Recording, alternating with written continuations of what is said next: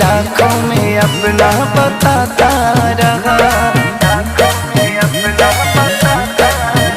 तुम्हें जिद पे अड़ा था मेरे लिए, राहों में खड़ा था मेरे लिए। झड़ी से लाके तुझको बाहर दे दिया, उतने लायक नहीं थे जितना मैं प्यार दे दिया।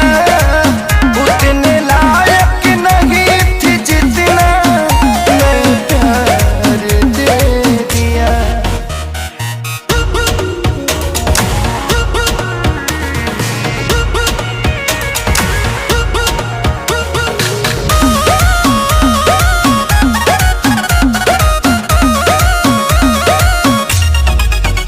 कर रही हो हवा की सवारी सनम, फिर संभलेंगे कुंदन के सारी सनम।